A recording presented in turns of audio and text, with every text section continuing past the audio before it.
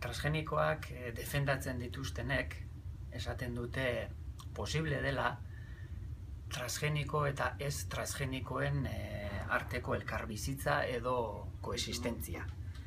Aldiz, ikusi izan da, urtetako praktikak hori gezurtatu egin duela.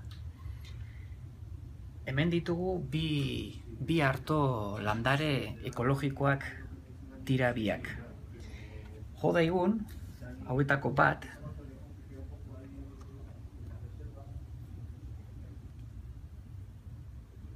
transgenikoa dela. Polenizazio garaia iristen denean, aireak, insektuek, polena alde batetik bestera eramaten dute. Eta kasu horretan, bi arto hauen artean, polenizazio gurutzatu bat gertatuko litzateke. Eta kasu honetan, hau ekologikoa den arto landare hori, ekologikoa izateari utziko lioke, transgenikoa den honek hori kutsatu egiten duelako. Hori da, azken urte hauetan, bai Nafarroan eta baita Arago inguruan eta bereziki ikusi dena,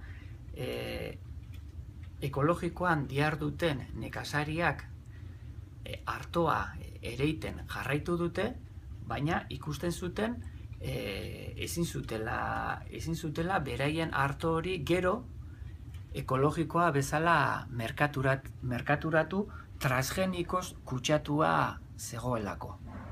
Hortaz, azkenengo urteetan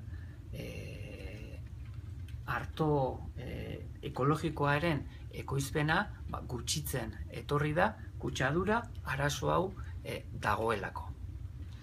Eta gainera kutsaduraren arazo hau aitzakia bezala erabiltzen da legedian elikagaiek transgenikoak baldin badauzkate, berez behartuta daude hori etiketan jartzera. Baina hor, kutsadura dela eta 0,9 baino gutxiago baldin badarama transgenikoa salbuetsita dago. Ez daukate etiketan jarri beharrekan. Beraz, korporazioek hori erabiltzen dute, 0,9 hori erabiltzen dute, hor nahita, hor transgenikoa sartzeko elikagaietan. Edozen kasutan ari gara elikagaieri buruz, baina esan behar da, abeltzaintzan erabiltzen diren pentsuetan, transgenikoak erabiltzen baldin badira, gero abeltzaintzatik eratorritako produktuetan ez dagoela transgenikoak erabili direla jarri beharrik. Hau da, haragia edo esnea edo esnekiak lortu baldin bada aberei pentsu transgenikoa emanda, gero etiketatuan ez dago zertan ezer jarri eta noski ez dute jartzen. Eta esan dezakegu gaur egunean hemen erabiltzen den pentsua kenduta abeltzaintza ekologikoan eta kenduta salmenta zuzenean ari diren gutxi batzuk, gainontzeko guztia, sektore guztia esan dezakegu pentsu transgenikoa erabiltzen duela.